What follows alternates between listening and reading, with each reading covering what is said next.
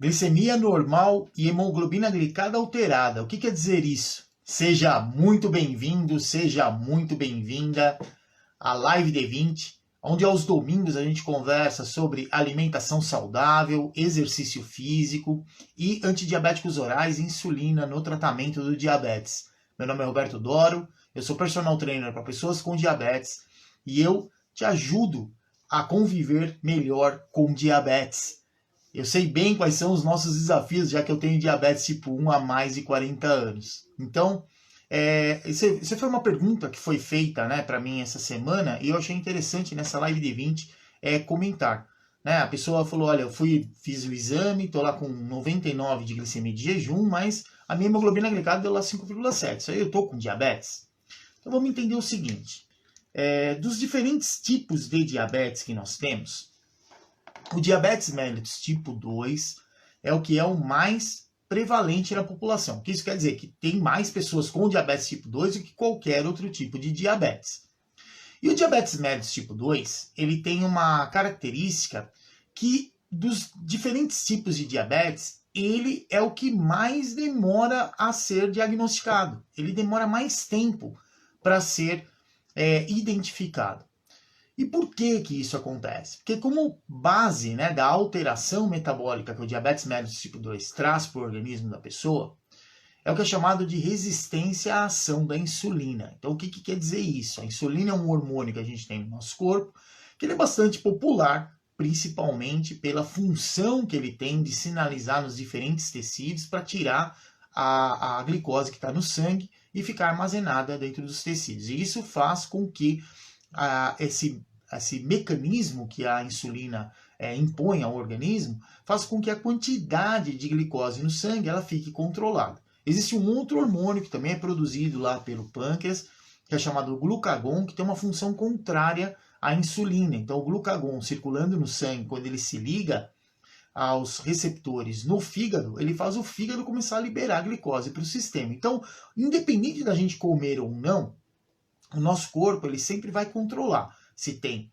mais concentração de glicose, aumentou a quantidade de glicose no sangue, o sistema nervoso sinaliza para o pâncreas para ele produzir mais insulina. Então, para que a insulina sinalize lá nos tecidos e tire a glicose do sangue.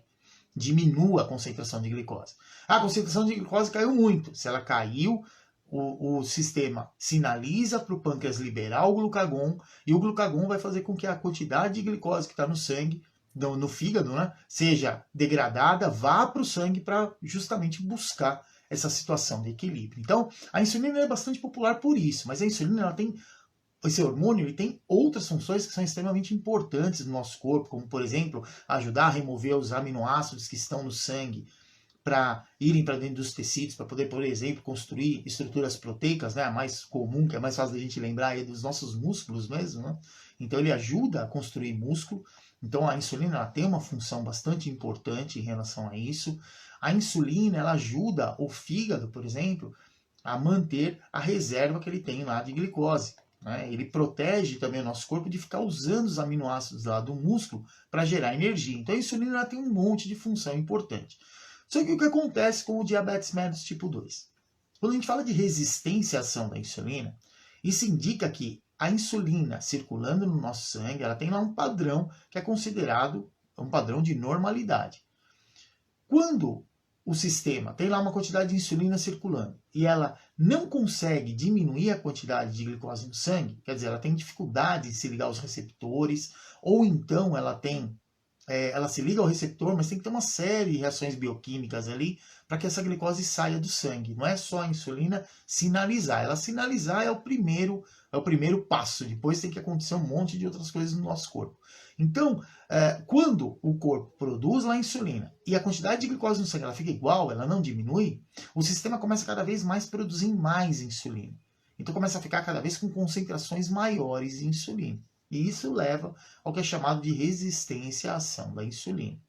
E de que maneira esse aumento na quantidade de insulina ele vai impactar no organismo, né, da pessoa que começa a ter aí distúrbio no metabolismo da glicose. O que é distúrbio no metabolismo da glicose? Você tem alteração na concentração de glicose do sangue, mas ainda a níveis inferiores a ter o diagnóstico de diabetes. Então, o que a gente tem como padrão, né? O normal de concentração de glicose no sangue é sempre em torno de 100 mg por decilitro. Se ficou pelo menos 8 horas de jejum, é um valor menor do que 100. Então, até 99 é considerado um padrão fisiológico, um padrão normal.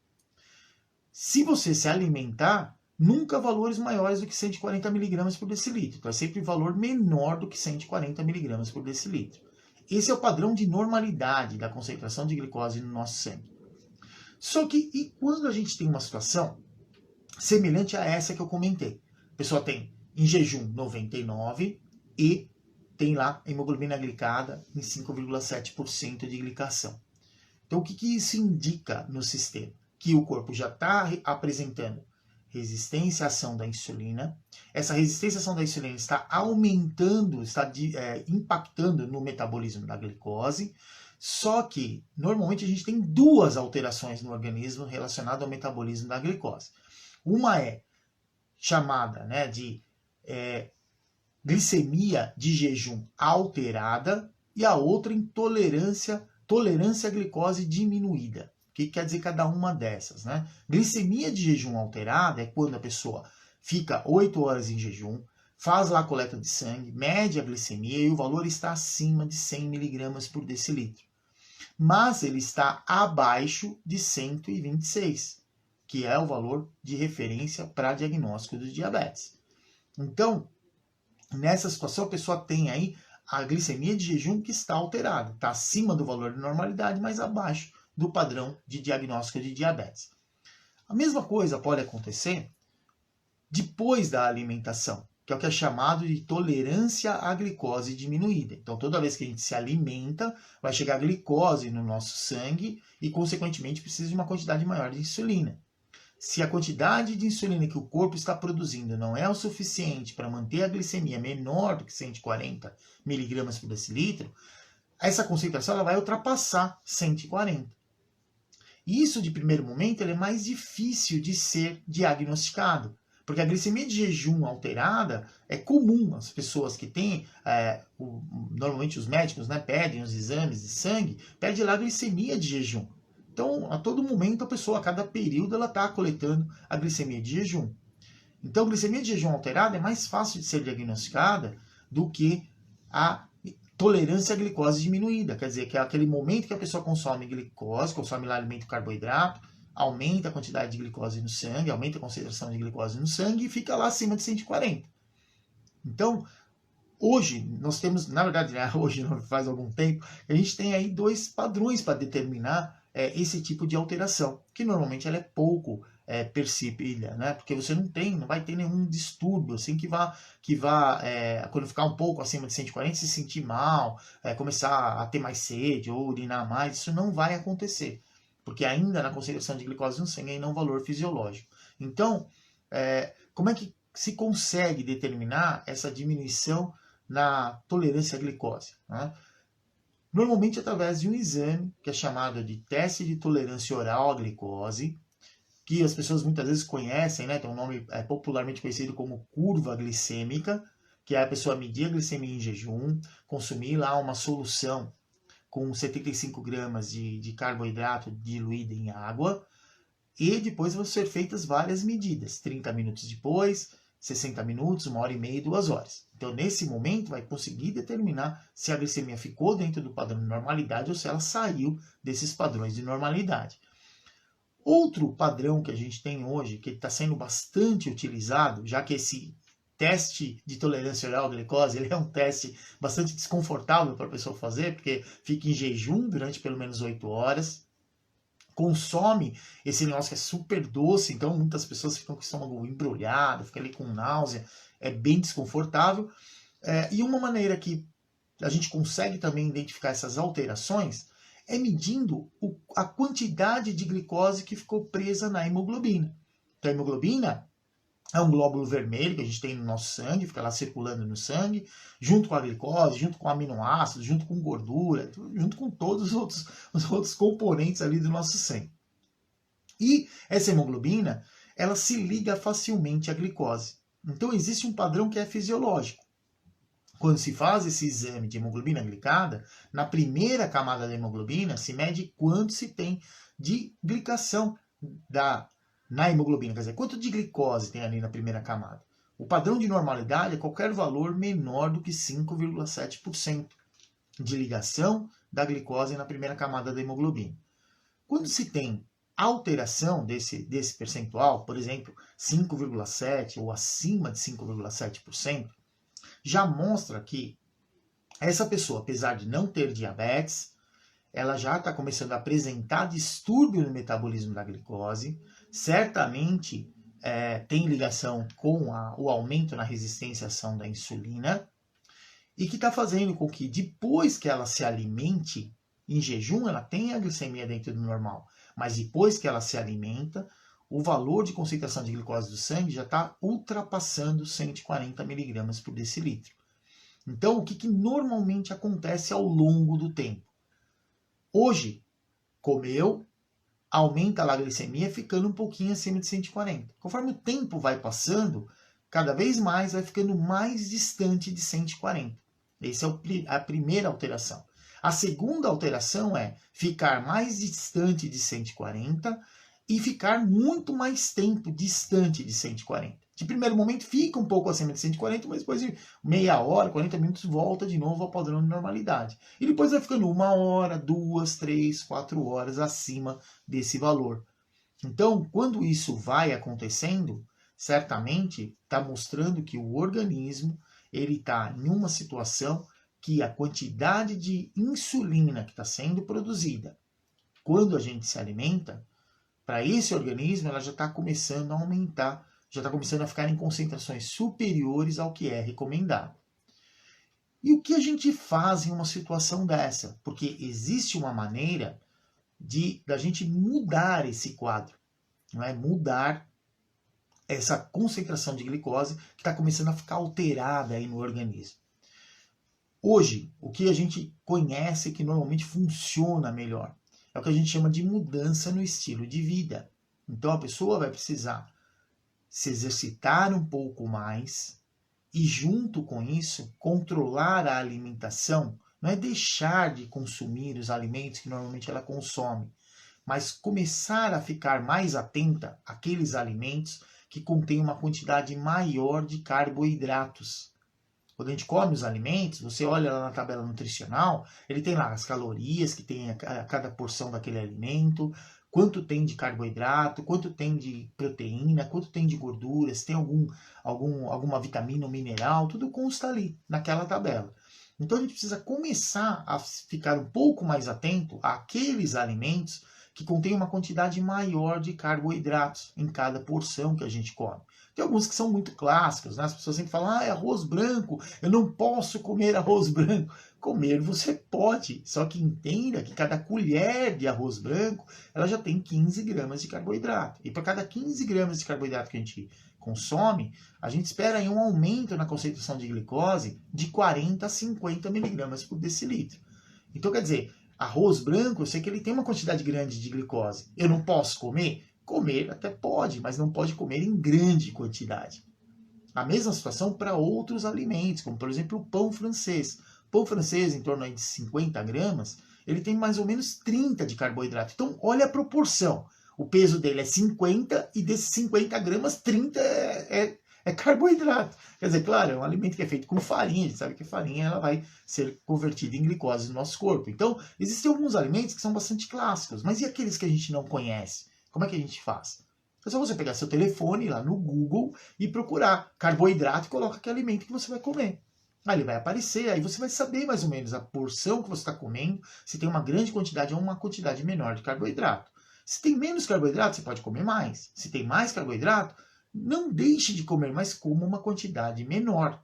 Dessa maneira, você vai evitar que o seu corpo sofra, né, nessa situação, já está mostrando aí uma alteração, ele acabe sofrendo, tentando aumentar a quantidade de insulina que ele está produzindo para poder diminuir a glicose no sangue. E por que eu falei do exercício físico? Porque o exercício físico, ele ajuda muito a diminuir esse aumento na resistência à ação da insulina no nosso corpo. que a insulina ela é o hormônio que vai ajudar a remover a glicose do sangue. E a insulina ela é extremamente importante para ajudar o corpo a remover a glicose do sangue quando a gente está em repouso. Quando nós fazemos exercício, a glicose do sangue ela sai sem precisar da sinalização da insulina. Então, a gente não depende de insulina para remover a glicose do sangue. Então, o exercício ele já ajuda e muito, tanto a essa pessoa que está começando a ter alteração aí no distúrbio da glicose, para ela não progredir para o diabetes mellitus tipo 2, como também para aquele indivíduo que tem já diabetes tipo 2, tipo 1, gestacional, tipo LADA, não importa que tipo de diabetes você tem. Porque, independente de ter diabetes, ter distúrbio no metabolismo da glicose, ou ser uma pessoa que não tem, né, uma pessoa normal que não tem nenhum distúrbio no metabolismo da glicose, o exercício sozinho, o movimento dos músculos, consegue tirar a glicose do sangue. Então, se nesse momento que a pessoa está consumindo o alimento lá, está ficando com a glicemia um pouco mais alta, ela começar a fazer exercício, o que vai acontecer? Mesmo que a insulina tenha um pouco mais de dificuldade em sinalizar e remover a glicose do sangue, o exercício físico ele vai ajudar a remover essa glicose do sangue sem precisar da ação da insulina. Então, com isso, vai diminuindo a resistência à ação da insulina. E dessa maneira, se consegue evitar que essa pessoa que tem, apesar de ter a glicemia no jejum, dentro do padrão de normalidade, depois que está se alimentando, ela já está ficando acima de 140 mg por decilitro. E dessa maneira, a gente vai conseguir fazer com que essa pessoa não progrida para o diabetes mellitus tipo 2. Então, a maneira mais que a gente sabe que tem dado resultado, né, é você diminuir a resistência à insulina. De que maneira? Evitando aqueles alimentos que contêm uma quantidade maior de glicose e, junto com isso, gastando mais energia fazendo exercício. Fazendo exercício, vai remover a glicose do sangue sem precisar da ação da insulina.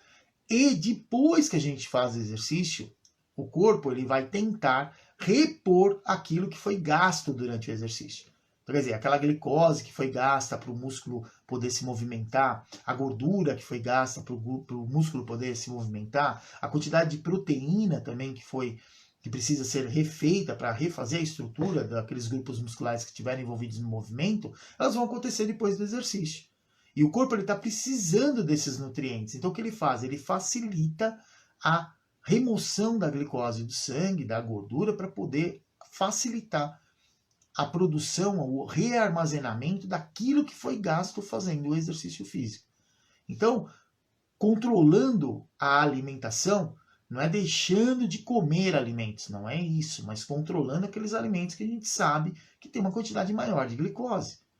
Você, nessa situação desse exame específico, quer dizer, glicemia de jejum está abaixo, está 99, está dentro do normal, mas a hemoglobina glicada já está em 5,7%. Quer dizer, o corpo já está tendo dificuldade em manter a glicemia dentro do normal no pós-prandial, quer dizer, depois que a pessoa se alimentou. Se evitar esses alimentos que contêm uma quantidade maior de carboidrato, certamente vai exigir menos do organismo para conseguir fazer o controle da glicemia. E junto com isso, o exercício físico vai ajudar a gastar a energia, né, remover lá a glicose do sangue durante o exercício, e depois do exercício vai ficar mais fácil da insulina sinalizar e continuar removendo a glicose do sangue para poder refazer as reservas no nosso organismo. Então, dessa maneira, a gente consegue evitar que se progrida para o diabetes mellitus tipo 2. Então, na live de hoje eu trouxe, né, essa informação, quer dizer, poxa, a glicemia de jejum está dentro do normal, mas a hemoglobina glicada já está dando alteração. Então, isso indica que essa pessoa já está apresentando resistência à ação da insulina. E se nada for feito com essa pessoa, cada vez mais vai se agravar essa situação de ter a concentração de glicose no sangue acima de 140, cada vez mais distante de 140 mg por decilitro, cada vez mais tempo acima de 140 mg por decilitro, e vai chegar um momento que também a glicemia de jejum ela vai ficar alterada, ela vai ficar acima de 100 mg por decilitro. E quanto mais isso for acontecendo, mais difícil fica de evitar que essa pessoa vá, que ela progrida para o diabetes mellitus tipo 2. E a partir do momento que se tem o diagnóstico de diabetes mellitus tipo 2, quer dizer, mediu a glicemia a qualquer momento do dia, deu lá acima de 200 mg por decilitro. Em jejum, tá? Igual ou superior a 126, essa pessoa já como parte do tratamento vai precisar evitar lá os alimentos que contêm carboidrato, vai precisar fazer o exercício físico e também vai precisar utilizar aí algum tipo de medicamento de antidiabético oral para ajudar no tratamento do diabetes. Então aí é uma questão de escolha. Existe uma possibilidade. Essa possibilidade é, agora que já identificou alguma alteração, tentar reverter esse quadro. Isso indica que se aumentar a quantidade de exercício que vem sendo feito, se movimentar mais, gastar mais energia, que dessa maneira tira a glicose do sangue, independente da ação da insulina, já vai ajudar a diminuir a resistência à ação da insulina. E, além disso, não ficar colocando sobrecargas de alimentos que têm lá uma grande quantidade de carboidrato, consumir em grande quantidade, para que depois da alimentação a glicemia fique lá acima de 140 mg por decilitro. Tá bom? Então, a ideia, né, do controle no diabetes, quer dizer, eu falei para você que eu ajudo, né, você a conviver melhor com o diabetes, é a gente conseguir entender que sempre o mais importante para a gente que tem diabetes é ter conhecimento. É isso que vai te ajudar. Então, muitas vezes as pessoas com diagnóstico de diabetes falam, poxa, mas eu tenho diabetes, não posso comer nada, né? Fica desesperado. Não é verdade. Porque muitas vezes, isso aí já aconteceu várias vezes comigo, certamente você tem diabetes, também deve ter acontecido com você, e de repente a pessoa olhar para você, você está tomando Coca-Cola, você está comendo alguma coisa doce. E a pessoa olha para você e fala, nossa, mas você tem diabetes e está comendo isso? Tô. Porque nesse momento minha glicemia caiu, está caindo muito rápido, está me levando para um episódio de hipoglicemia. E se eu não consumir nada com carboidrato nesse momento, principalmente um carboidrato de alto índice glicêmico, quer dizer, algo que vai rapidamente chegar essa glicose rápido no meu sangue, eu posso passar mal. Então, o que é importante? Que a pessoa com diabetes, nós com diabetes, precisamos desenvolver o nosso conhecimento. É isso que vai ajudar cada vez mais a gente conviver melhor com o diabetes e sem traumas e sem ficar se vitimizando por conta disso. Tá bom? Então, o importante é, hoje, olha que interessante, há anos atrás, a gente não tinha essa possibilidade. Não se tinham exames que a gente conseguia detectar que já estava tendo alteração no metabolismo da glicose. Então, muitas pessoas tinham o diagnóstico de diabetes mellitus tipo 2 e essa pessoa tinha o diagnóstico e o que já se sabia naquela época? Que há pelo menos 8 ou 10 anos até aquela data onde a pessoa foi diagnosticada com diabetes mellitus tipo 2, ela já vinha apresentando algum distúrbio no metabolismo da glicose. Só que os exames, os recursos que a gente tinha até então, eles não eram sensíveis suficientes para pegar essas alterações. Agora, hoje, olha como o conhecimento ajuda. A tecnologia também ajuda, sem dúvida alguma. Porque essa pessoa, que, por exemplo, está lá com glicemia de 99 em jejum, jamais ele está pensando que ele está apresentando resistência à ação da insulina depois que ele come. Só que o exame de hemoglobina glicada mostrou isso. Então, quer dizer, situações que antes não eram possíveis de ser identificadas, hoje são. E com o conhecimento que a gente tem, dá para resolver. Né? Eu, inclusive, passei aí a informação. Aí a questão da gente colocar isso no nosso dia a dia e, sem dúvida alguma, conviver melhor, evitando, claro, para a gente que já tem diabetes, não tem para onde correr, então a gente tem que aprender a conviver melhor com o diabetes e o que ajuda muito nisso é o conhecimento, é o quanto a gente conhece dos tipos de alimento, de quanto a gente conhece do nosso corpo, o medicamento que a gente está usando, a insulina que você está usando, em que situação que está impactando no seu dia a dia, tá bom? Então, muito obrigado a você que me acompanhou até agora e lembre-se que o exercício é tudo de bom para quem tem diabetes. Um abraço, até mais!